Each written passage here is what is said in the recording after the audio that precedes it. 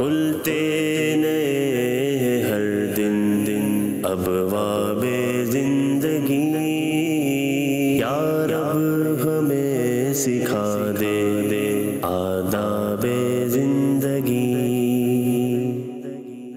الحمدللہ رب العالمین، الصلاۃ والسلام علی سید الانبیاء والمرسلین، اما بعد فاعوذ باللہ من الشیطان الرجیم، بسم اللہ الرحمن الرحیم۔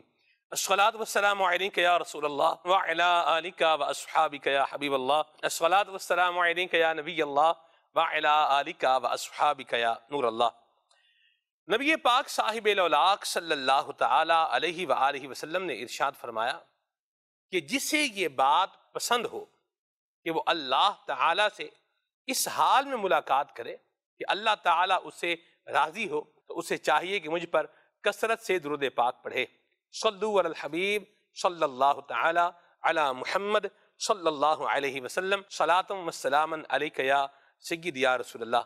خلیفہ امیر اہل سنت شہزادہ عطار حضرت مولانا حاجی ابو اسید احمد عبید رضا عطاری دامت برکاتہم القدسیہ پروگرام میں ہمارے ساتھ الحمدللہ موجود ہیں، اور آداب زندگی پروگرام آپ اپنی اسکرین پر دیکھ رہے ہیں۔ الحمدللہ رب العالمین، ایک دھوم ہے، حاجی خوش نصیب سفر کی تیاری کر رہے ہیں۔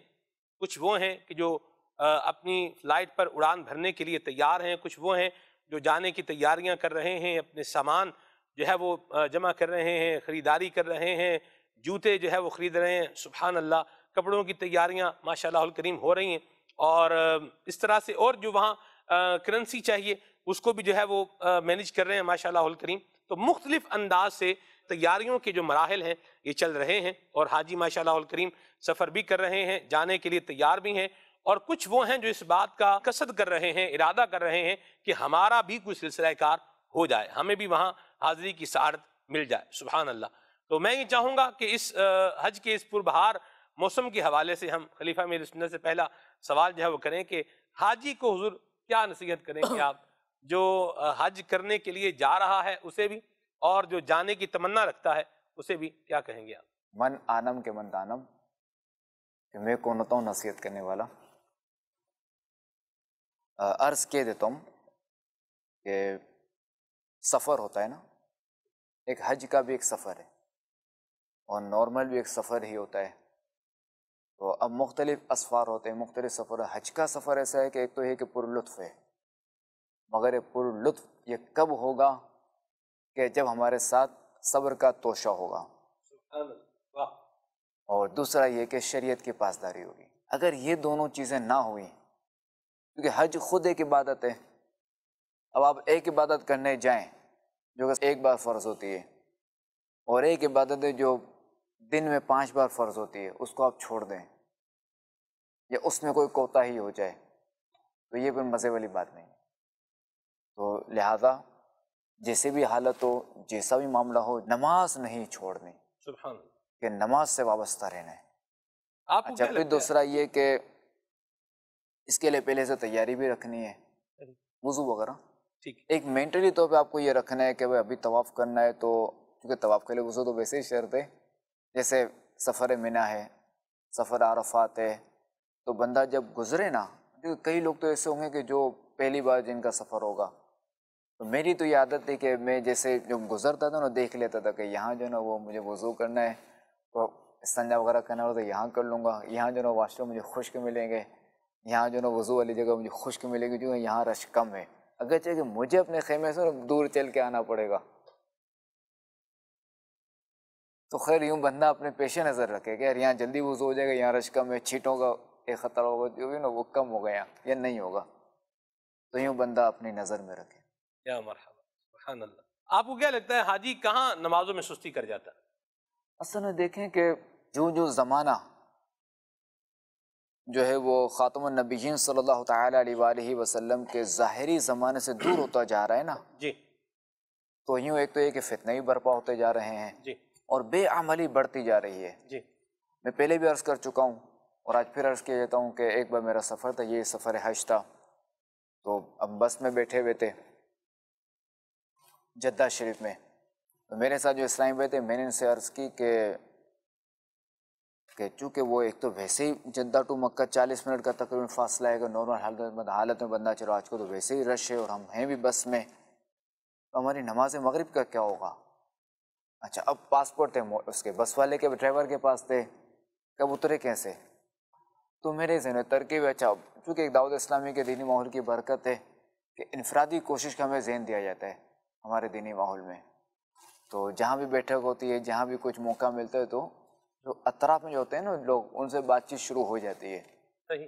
مدنی چینل کی دعوت، مدنی چینل دب آیا، پہلے اجتماع کی دعوت ہو جو بھی ترکیب بنتی تھی، تو ایک کو میں نے دیکھا کہ میں نے یہ جو نا یہ ہے بندہ تیز، یہ آسرا نہیں کرے گا، تو جو میرے ساتھ اسلامی تھے میں نے کہا میں اترتا ہوں، کیونکہ ڈرائیور کو تو ڈرائیور ہوتا ہے کہ بھائی میں پاسپورٹ نہیں دوں گا، بھائی میں نہیں اترنے دوں گا کسی کو، تو خیر میں نے کہا آپ جو ہے نا وہ اسلامی کو میں نے کہا آپ میرے پیچھے آ جانا مجھے بلانے کے لیے، آپ میرے پیچھے جو چلتے رہنا، تو یوں آپ بھی اتر جانا، 2 بندے کم ہوں گے تو چند اور بھی آ جائیں گے۔ اچھا میرے جو سیدھات میں تھے نا میں نے ان کو بول دیا، میں نے کہا نماز مغرب جو ہے نا یہ ہماری نکل جائے گی، تو ہمیں جو ہے وہ یہیں ادا کر لینی چاہیے۔ تو اس نے کہا یار وہ بالکل ہی تو ہے، واقعی یہ تو ابھی تک تو بس چلی نہیں ہے، یہ کب چلے گی، کب ہم پہنچیں گے؟ کہا نہیں بالکل ہم مغرب یہیں ادا کرتے ہیں۔ اب میں تو نکلا، وہ میرے پیچھے ہو، چلو بھائی نماز کے لوٹو، چلو بھائی نماز پڑھو، چلو بھائی نماز پڑھو، مغرب یہیں ادا کرو، مغرب ادا کر لو، شروع۔ اب اس بس میں بھی بعض تھے ایسے کہ جنہوں نے کہا ہم یہیں نماز پڑھ دیں گے بس میں بیٹھ کے، حالانکہ بالکل چلتے پھرتے تھے، نارمل تھے۔ تو یوں مجھے جھٹکا لگا کہ میں نے کہا سفر حج ہے، یہ میرا ایک پہلا تجربہ تھا اس طرح، سفر حج ہے اور اگلا کہہ رہا ہے نماز یہیں پڑھ لیں گے، تو اس بیچارے کی یعنی معلومات میں کمی ہوگی کہ نہیں بیٹھ کے نماز پڑھنا اور سیٹ پہ اور بس میں، اور حالانکہ فرض ہے اتر کے ہی پڑھنی پڑے گی۔ تو خیر وہ چونکہ وہ جو اس نے سب کو نکالا تھا نا اور اتارا تھا، وہ اصل میں مدنی چینل دیکھتا تھا، تو مدنی چینل کی برکت ہے کہ وہ نماز کا ذہن تھا، نماز کا ذہن تھا۔ اسی طرح چند اور بھی ملے تھے وہی مدنی چینل دیکھتے تھے، انہوں نے کہا کہ ہم تو ویسے جو نا دائیں بائیں ہو گئے تھے کہ جو ہمیں تھا اندازہ یہ بس میں بٹھا دیں گے اور ہماری مغرب کی نماز چلی جائے گی، دوسرے ہم جو ہے نا وہ مغرب پڑھ کے ہی بیٹھیں گے۔ نماز کہاں پڑھی آپ نے؟ وہ جہاں نماز بنی ہوتی ہے، صحیح، بالکل جہاں بس جہاں کھڑی ہوتے ہیں، چونکہ ایئرپورٹ بڑا ہے نا حج ٹرمینل، وہ اس کے ساتھ کئی جائیں نماز ہوتی ہے، صحیح، اور وضو خانے واش روم وغیرہ سب ہوتے ہیں، سارا انتظام ہوتا ہے۔ ٹھیک ہو گئی، مرحبا۔ اللہ پاک ہمیں نماز کی پابندی کرتے ہوئے اچھے انداز میں حج کرنے کی سعادت نصیب فرمائے۔ مزدلفہ میں عرفہ سے واپسی میں مزدلفہ میں جو ہے نا یہ ایک بندے کو تھکاوٹ بھی ہوتی ہے، اور پھر وضو کے لیے بھی آزمائش ہوتی ہے راستے میں۔ اچھا پھر راستے میں بعضوں کا جو ہے وہ کچھ آزمائشیں بھی ہوتی ہے طہارت کے حوالے سے، اور پاؤں وغیرہ ناپاک نہ ہو جائیں، کچھ معاملات ہوتے ہیں۔ ضمیر سنت جو وہ قافلہ چل مدینہ کو ذہن دیتے تھے اپنے ساتھ چپل رکھنے اور پانی کا بوتل، تاکہ ہمیں چونکہ مغرب اور عشاء ملا کے پڑھنی ہے، تو ہم کیا کرتے ہیں عرفات میں آرام کر لیتے تھے، اور پھر جو ہے وہ آرام سے چونکہ نیند، سکون سے نیند کر کے جاتے تاکہ پھر بندہ تسلی سے نماز پڑھ سکے۔ پھر آزمائش ہوتی تھی، پھر معاملہ ہوتا تھا فجر کا، یوں الحمدللہ۔ لیکن یہ کہ بوتل وغیرہ ہوتی تھی تاکہ کہیں بھی ضرورت پڑے تو وضو وغیرہ کر کے، اگر موقع نہ بھی ملے کہیں دور، جو قافلہ بھی دیکھ رہے ہیں نا، قافلے سے بچھڑنا بھی نہیں ہے۔ اب تو خیر تقریباً لوگوں کے پاس موبائل ہوتے ہیں، میں دوست دور کی بات کروں جب موبائل نہیں ہوتے تھے سب کے پاس، تو یوں پھر کوئی بچھڑ جائے تو پھر بچھڑ جائے، پھر ڈھونڈنا مشکل ہوتا تھا۔ صحیح، آپ بھی تھے اس قافلے میں؟ ہاں، پانی کی بوتل آپ بھی اپنے پاس رکھتے تھے؟ نہیں رکھتا تھا، لیکن امیر سنت کی عمر اور میری عمر فرق ہے نا، تو مجھے تو ظاہر ہے کہ وہ چپل سے میں دھو لیتا تھا اپنے پاؤں کہیں بھی کونے کھانچے میں جا کے، پھر آ کے نماز پڑھ لیتا۔ امیر سنت کے لیے ظاہر ہے جانا، پھر چونکہ امیر سنت کے پیچھے پورا قافلہ ہے مدینہ، ٹھیک ہو گیا۔ خیر بعض اوقات میں یوں کہ پانی کی بوتل یوں ترکیب ہوتی جو ساتھ میں اسلام ہے نا وہ رکھتے تھے، مدینہ، تو ان سے بھی کام چل جاتا تھا۔ ایک تو یہ، دوسرا یہ کہ کوشش یہی کرتا تھا کہ گیلی جگہ پہ پاؤں ہی نہیں رکھنا۔ یہ وہ صورت ہے جب چپل ٹوٹ جائے، جب پاؤں میں چپل نہیں ہے تب۔ صحیح، آپ کو چلنے کی بھی ماشاءاللہ ایک رفتار بھی ہے ماشاءاللہ، اور ایک عادت بھی ہے، تو یہ اس نے آپ کو حج کے دوران کتنا کوآپریٹ کیا؟ الحمدللہ، لیکن کوئی ایسا کبھی محسوس نہیں ہوا۔ اب خیر ہے، میری بھی لمٹ ہے، ہر انسان کی لمٹ ہوتی ہے، اگر کبھی بھی تھکاوٹ ہو جائے، ایک بار ہوا تھا عرفات میں، ایک تو سخت دھوپ تھی اور ہم جو ہے وہ بچھڑے ہوئے تھے، ہم 3 اسلامی بھائی تھے، اب جانا کہاں ہے تو نیویگیشن تھا، جہاں آگے جائیں تو آگے جو ہے نا وہ दरवाज़ा बंद यानी रास्ता बंद, صحیح تو چونکہ نیویگیشن اپڈیٹ نہیں ہوا ہوگا. صحیح. تو خیر پھر جبل رحمت کے ہمیں جو نا اس طرف جانا تھا، پار جانا تھا. یوں ہم گھومتے پھرتے رہے، اور ایک تو سخت دھوپ، تو یوں بڑی آزمائش تھی. تو میں نے یہ کہا، میں نے کہا جہاں بیٹھے نا تو پھر بیٹھتے ہی رہ جائیں گے. میں نے کہا بیٹھنا نہیں ہے، آہستہ آہستہ چلتے رہنا ہے. تقریباً میرے خیال دن جو ہے وہ 11 بجے سے چل رہے ہوں گے. اللہ اکبر، دوپہر 11 بجے سے؟ ہاں دوپہر 11 یا بجے، اللہ. اور شام جو ہے نا 4 بجے تک چلتے رہے. اللہ اکبر. اللہ سفر قبول فرمائے، قدم قدم پر جو ہے وہ نیکیاں ہیں. بہر اللہ ہمیں آسانیاں بھی عطا فرمائے، سفر حج کے دوران اللہ ہمیں آسانیاں بھی عطا فرمائے. جھگڑا بھی نہیں کرنا، لڑائی بھی نہیں کرنی، اس کا بھی خیال رکھنا ہے. جو خلیفہ میرے سنت باتیں بتا رہے ہیں، سمجھا رہے ہیں، ان پر عمل بھی کرنا ہے. میسیجز سے جو ہے وہ آج کے پروگرام کو ہم انشاءاللہ الکریم آپ کا جو ہے وہ شامل کرتے ہیں. اس میں کہہ رہے ہیں کہ ہمارا جھگڑا بہت ہوتا ہے ہسبینڈ اور وائف کا، کچھ بتائیں ایسا کہ یہ جھگڑا ختم ہو جائے. جھگڑا بھی کر رہے ہیں، اگر یہ مکہ مدینہ جائیں گے تو عادت اگر جھگڑے کی یہیں سے بنی ہوئی تو وہاں پر جا کے بھی جھگڑے ہی کرتے رہیں گے. چھپی تو ذرا جھگڑے میں بعض اوقات جو ہے ایک دوسرے کے حقوق تلف بھی ہوتے ہیں. بعض اوقات ظالم مظلوم بن جاتا ہے، مظلوم ظالم بن جاتا ہے، اور بعض اوقات مظلوم ظالم، ظالم مظلوم، وہی ہو جاتا ہے، ہوتا رہتا ہے یہ. تو خیر یہ دیکھا جائے کہ جھگڑا کس بات پہ ہوتا ہے. بعض اوقات کیا ہوتا ہے کہ غلط فہمیوں کا مجموعہ ہوتا ہے، یا ایک غلط فہمی ہوتی ہے، اس بنا پہ بھی جھگڑا ہو جاتا ہے. اس کے لیے کہ اپنے آپ کے اندر تھوڑا وہ ٹھنڈا پن بولیں، یا کیا وہ صبر کا مادہ لائیں، تھوڑا غور و فکر برداشت لائیں کہ سامنے والے نے جو بات کہی ہے اس پہ تھوڑا غور کریں. اب چونکہ وہ ذو معنی ہوتی ہے، بعض معنی اس کا کچھ اور بھی ہوتا ہے، بندہ سمجھتا نہیں یہی معنی ہے، تو یوں اس پہ بھی جھگڑا ہو جاتا ہے. تو بندہ اس میں جو ہے نا وہ دیکھ لیں بھائی یہاں کہنے کی مراد یہ نہیں یہ تھی. جب سامنے والا لڑائی جھگڑا ہو گیا، سب کچھ ہو گیا، پھر سامنے والا جب وضاحت کرتے ہیں نا بھائی میری مراد یہ تھی، اور آپ جو ہے نا وہ بالکل راشن پانی لے کر میرے سر پہ آپ چڑھ دوڑے، تو میری تو مراد یہ تھی اور میں نے یوں ہی آپ سے کہا تھا. اب اگلا جو ہے نا وہ شرمندہ ہوتا ہے، بڑا نادم ہوتا ہے. بچوں کے وہ فائر تو کر چکا ہوتا ہے، الفاظ کے فائر، اس کی دل آزاری، سخت دل آزاری کر چکا ہوتا ہے. پھر سامنے والا بھی آئندہ کے لیے محتاط ہو جاتا ہے، اس کو نصیحت نہیں کرنی چاہیے، اس کو جو ہے نا یہ مر بھی رہا ہوں نا، یہ گر بھی رہا ہوں نا کنویں میں، تو اس کو نہیں بولنا چاہیے. یعنی کیا الٹا مطلب لے لے، کیا یہ دیکھ لے اور یہ کہیں آزمائش ہو جائے اپنے لیے. جب بعض اوقات جو ہے وہ اگلا بول کچھ اور رہا ہوتا ہے، ذو معنی نہیں ہے بات، وہ سنتا کچھ اور ہے، تو یوں بھی ہوتا ہے. بعض باتیں سیدھی ہوتی ہیں کہ جو نارمل ہوتی ہیں، جی لیکن ان باتوں کو دماغ کے اندر کسی واقعے سے یا کسی سینیریو کے ساتھ اٹیچ کر کے اگر سنا جائے تو پھر ان کی ساری تاثیر کے اندر، کیفیت کے اندر، تلخی کے اندر کیا ہو جاتا ہے، معاملہ تبدیل ہو جاتا ہے، یا اضافہ ہو جاتا ہے، یا کیا ہو جاتا ہے معاملہ. اصل ہے دیکھیں اضافہ اس صورت میں ہوگا کہ اس کو شیطان وسوسہ دے گا یہ مجھے تانا دے رہا ہے، کہ میرے سے یوں واقعہ ہوتا ہے نا یہ مجھے تانا دے رہا ہے، اضافہ یوں. اور اگر واقعہ کچھ اور ہے، کوئی اس طرح کا ہے جو مثبت ذہن والا ہے، تو یہ پھر اس کو مثبت پہ لائے گا، نہیں یار یہ یوں نہیں اور یوں ہے. تو وہی کہ اپنے اندر تھوڑی برداشت لائیں، مرحبا، اور وہی نا کہ جنہیں پہلے تولو بعد میں بول. بعد میں بولو. تو ہمارے یہاں الٹا ہے، پہلے بولتے ہیں بعد میں تولتے ہیں. اب تولیں گے کچھ ہے ہی نہیں، الفاظ سارے گر گئے، اب کیا تولیں گے، تو بعد میں تولنے کی کوشش کرتے ہیں، مگر وہ جو ترازو ٹوٹ چکا ہوتا ہے اس وقت.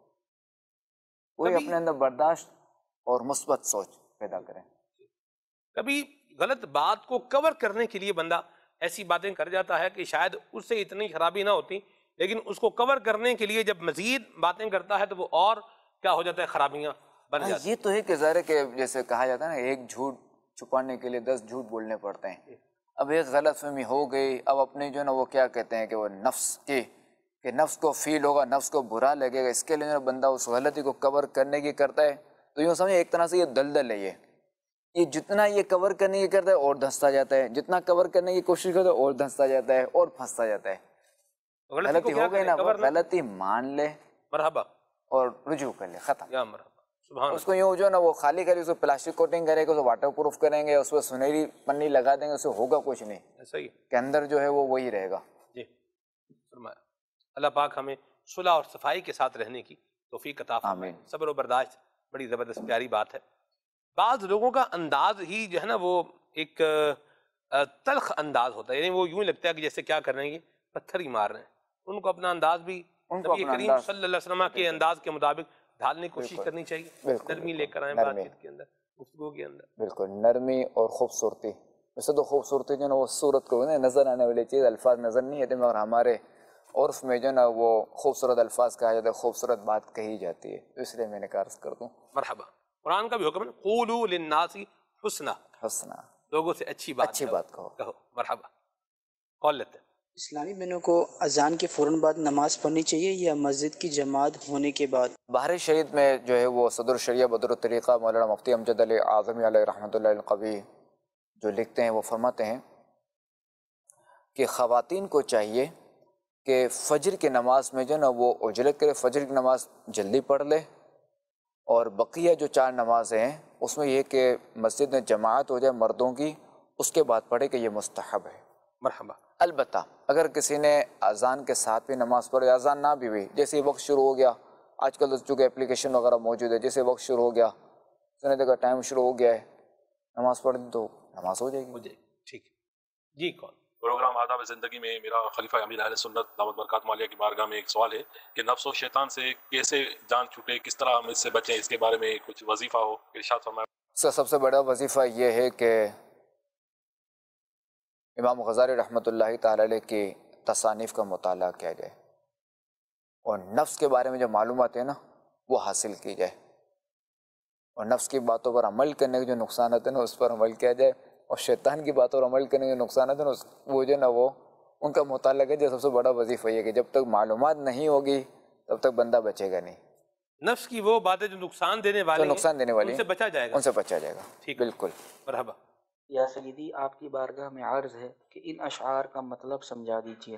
در منصور قرآن کی سل کے بہی زوج دو نور عفت پہ لاکھوں سلام، یعنی عثمان صاحب قمیص ہدا، یعنی عثمان صاحب قمیص ہدا، حلہ پوشے شہادت پہ لاکھوں سلام. یہ جو ہے وہ سید اعلیٰ حضرت امام اہل سنت امام محمد رضا خان علیہ رحمۃ الرحمن کا جو مشہور جو صلاۃ والسلام جو لکھا ہے نا، مصطفیٰ جان رحمت پہ لاکھوں سلام، اس کے یہ 2 شعر ہیں. صحیح. تو اس میں یہ ہے کہ در منصور قرآن یعنی قرآن پاک کے بکھرے ہوئے موتی. اچھا دوسرا جو ہے وہ سلک بہی.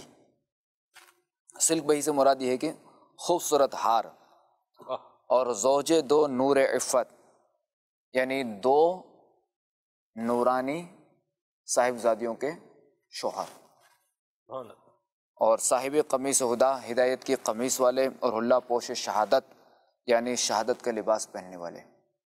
یوں اگر ہم جائیں تو اس کا چونکہ وہ تفصیل ہے اس میں، تو یعنی مختصراً یہ عرض کر دوں کہ حضرت عثمان غنی رضی اللہ تعالیٰ عنہ کا ایک لقب جو نا جامع القرآن بھی ہے، کہ آپ رضی اللہ تعالیٰ عنہ نے قرآن شریف کو جمع فرمایا. ایک ہی مصحف شریف جو آج ہمیں کتابی صورت میں ہے نا، بس صورت مصحف شریف سے جمع فرمایا، تو جامع القرآن بھی ہے. اچھا پھر دوسرا یہ کہ آپ رضی اللہ تعالیٰ عنہ کے نکاح میں 2 صاحبزادیاں ہیں، سرکار صلی اللہ علیہ وسلم کے یکے بعد دیگرے. تو یہ دنیا میں کوئی بھی ایسا شخص نہیں کہ جن کے نکاح میں کسی نبی کی یکے بعد دیگرے 2 صاحبزادیاں ہوں. تو یہ صرف جو ہے وہ حضرت عثمان غنی رضی اللہ تعالیٰ عنہ ہی کو یہ سعادت حاصل ہوئی. اچھا دوسرا یہ کہ جو قمیص، اس سے یہ ہے کہ خاتم النبیین صلی اللہ تعالیٰ علیہ وآلہ وسلم کا فرمان کا خلاصہ ہے کہ حضرت عثمان غنی رضی اللہ تعالیٰ عنہ جب خلیفہ بنیں گے تو بعض جو وہ انہیں ہٹانے کی کریں گے، تو یہ عثمان اس کو نہ ہٹنا، یعنی یہ حلہ مت اتارنا. اچھا پھر آپ رضی اللہ تعالیٰ عنہ نے خاتم النبیین صلی اللہ علیہ وآلہ وسلم کی اطاعت کی، اور آپ رضی اللہ تعالیٰ عنہ شہید کیے گئے. اور آپ رضی اللہ تعالیٰ عنہ کی شہادت یعنی مظلومانہ شہادت تھی کہ 40 دن تک جو ہے وہ محاصرہ ہوا تھا آپ رضی اللہ تعالیٰ عنہ کا.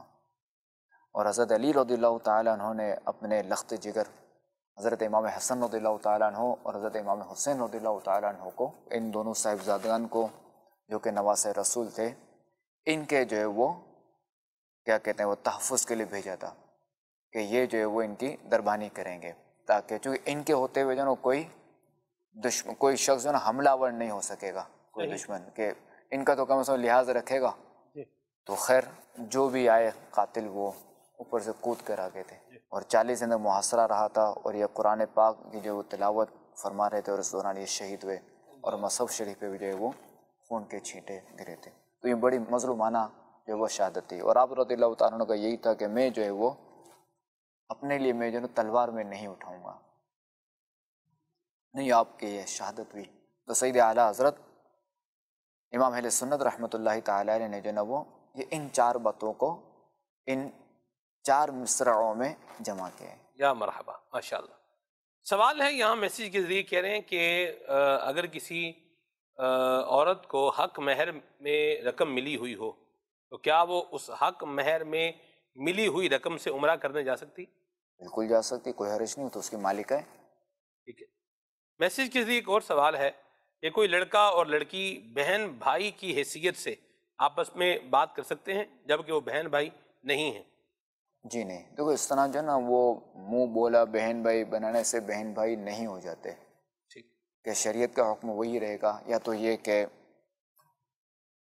ماں دونوں کی ایک ہو، یا باپ دونوں کا ایک ہو، یا ماں باپ دونوں کے ایک ہو، 3 تو یہ ہو گئے. ٹھیک ہے. یا یہ کہ حرمت رضاعت ہو. اس کے علاوہ اور کوئی بھائی بہن بننے کا ذریعہ نہیں ہے. نہیں. یہ کال لیتے ہیں. آپ سے حج سے متعلق سوال ہے کہ اگر کسی شخص پر حج فرض ہو جائے مگر اس کی بیٹی جوان گھر میں ہو تو کیا اسے حج کرنے جانا چاہیے یا پہلے بیٹی کی شادی کرنی چاہیے؟ کیونکہ بعض لوگ کہتے ہیں کہ پہلے بیٹی کا فرض ادا کر لیں پھر حج کو جائیں گے، جبکہ بیٹی کے لیے ابھی رشتہ تلاش کر رہے ہوتے ہیں. تو کیا اس وجہ سے حج میں تاخیر کرنا جائز ہے؟ دیکھیں حج کی فرضیت کا ایسا ہے کہ جیسے حج فرض ہوا تو اب وہ فرض ادا کرنا پڑے گا. فقہاء کرام نے جو ہے وہ جو باتیں کی ہیں تو ان میں کہیں بھی آپ کو کتابوں میں کسی کتاب میں کو نہیں ملے گا کہ پہلے جو ہے نا وہ بچی کا نکاح کر دیں یا یہ ادا کر دیں تو پھر جو ہے نا وہ حج پہ جائیں. ایک تو یہ دوسرے کہ حج جو ہے نا یہ فرض شرعی ہے، اور بچی کی شادی یہ فرض شرعی نہیں ہے، یہ ذہن میں رکھا جائے. ایک تو ظاہر ہے کہ یہ بالکل ایک ہے کہ بچی کی شادی کر دیا، یہ کہ ہمارے یہاں بولے جاتے ہیں یار ہمارا قومی فریضہ ہے کہ ہم جو ہے نا راستے میں کوئی بھی چیز پڑی نا تو اس کو ہم اٹھا کے سائڈ پہ رکھ دیں. یہ کوئی فرض شرعی تو نہیں ہے نا. صحیح. تو اب چونکہ اب جہاں یہ اس طرح کے یہ فرضی بات یہ اس طرح کے فرائض آ گئے تو ایک شریعت کا فرض ہم سر کہ جو شرعی فرض ہے نا فرض شرعی ہم اسی کو ترجیح دیں گے. البتہ فرض شرعی کی برکت سے یہ مسئلہ بھی حل ہو جائے گا. واہ واہ واہ، مرحبا. کہ مسبب الاسباب وہی ہے. اب میں مثال دے رہا ہوں کہ کسی پر جو ہے وہ 2021 میں حج فرض تھا، اس کے واسطے 5 لاکھ روپے تھے. ٹھیک ہے کہ میں اپنی بچی کی شادی کروں گا. اب آج ہو گیا 10 لاکھ کا حج اس دور میں. ٹھیک ہے. اچھا اس وقت شادی 5 لاکھ میں ہو جاتی تھی، اب شادی بھی 5 لاکھ میں نہیں ہوگی. اس وقت اگر حج ادا کر لیا ہوتا تو اس کی برکت سے یہ رستہ بھی حل ہو جاتا. مرحبا، سبحان اللہ. جی کال لیتے ہیں. زکوٰۃ و قربانی کے نصاب میں فرق کیا ہے یہ ارشاد فرما دیں. دیکھیں زکوٰۃ اور قربانی یہ فرق ہے کہ زکوٰۃ میں جو ہے وہ مال نامی ہونا شرط ہے، اور دوسرا یہ کہ اسے سال گزرنا شرط ہے. ایک تو مال نامی ہو اور حاجت اصلیہ سے زائد ہو اور جو مقدار بنتی ہے نا تو اس سے جو ہے نا یہ 1 سال گزر چکا ہو تو زکوٰۃ فرض ہے. جبکہ قربانی میں یہ ہے کہ مال نامی ہونا شرط نہیں ہے. جیسے شرع فقیر سے کوئی چیز ہے ہی نہیں. اب کسی مال نامی مراد یہ ہے روپیہ پیسہ سونا چاندی، پیسہ سونا یہ مال چاندی نامی ہو گیا جی. اور مال غیر نامی ہے جیسے مثال کے طور پر کسی کے پاس فالتو جو ہے وہ سامان رکھا ہوا ہے، جی فالتو کپڑے جو ہے وہ رکھے ہوئے ہیں، بھائی ایسے ہی ہے نہ بیچنے کے ہیں نہ بس کیا ہے بھائی رکھا ہوا ہے، بس رکھا ہوا ہے، یہ مال غیر نامی. بالکل. تو اب کیا ہے کہ مثال کے طور پہ ایک شخص نہ اس کے پاس نہ مال نامی ہے نہ ہی کوئی اور کوئی مال ہے نہ غیر نامی ہے. ٹھیک ہے. نہ اس کو پیسہ روپیہ کچھ بھی نہیں ہے. اب کسی نے اس کو جو ہے نا وہ اٹھا کر کچھ رقم دے دی، بقرعید کے 72 گھنٹوں میں دے دی جب سے قربانی فرض ہوتی نا تب سے اس وقت سے لے کر 12ویں کی غروب سے پہلے تک کسی نے دے دی، اتنی رقم دے دی.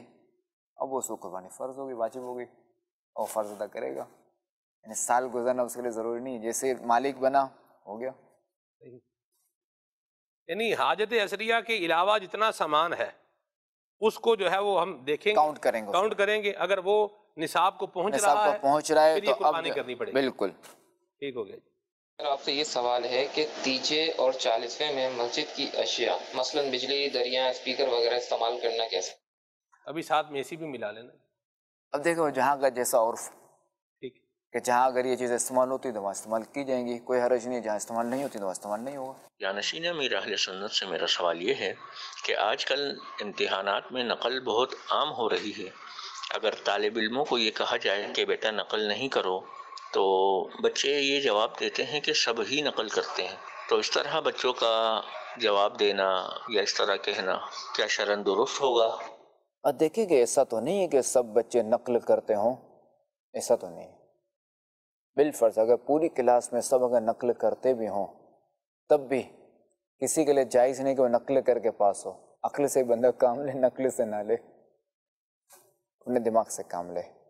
اگرچہ کہ اچھے نمبر نہیں ہوں گے یا اچھی پوزیشن میں نہیں آئے گا یا فیل ہی ہو جائے گا تو بھی کوئی حرج نہیں، نقل نہ کرے، چونکہ یہ شرعاً جرم ہے اور قانوناً بھی جرم ہے۔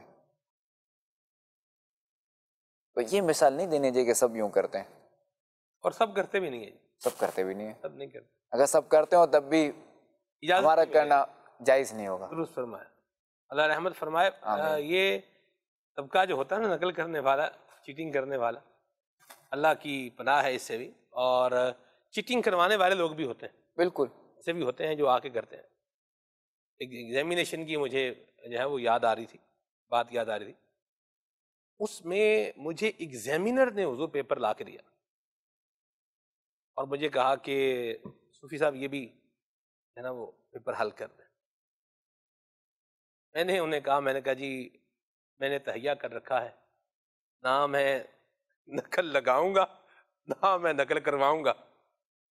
صحیح۔ تو وہ پھر پیپر کیا ہو گئے، وہ مطلب میرے پاس سے تو وہ واپس لے گئے، یوں بھی ہوتا ہی ہے۔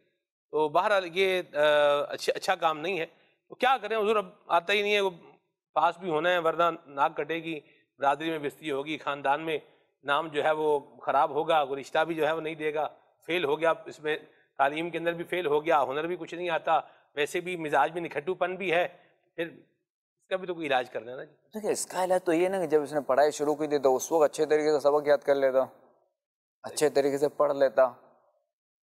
جب اچھے طریقے سے سال بھر پڑھے گا تو امتحان کی تیاری آسانی کے ساتھ ہو جائے گی، اور کوئی پریشانی نہیں ہوگی، کوئی ٹینشن نہیں ہوگا۔ اگر اچھے طریقے سے پڑھ لیا نا اور امتحان کی تیاری نہیں کی تب بھی امتحان دے لے گا تو ضرورت نہیں پڑے گی اتنے جو نا وہ کم محنت کرنے کی۔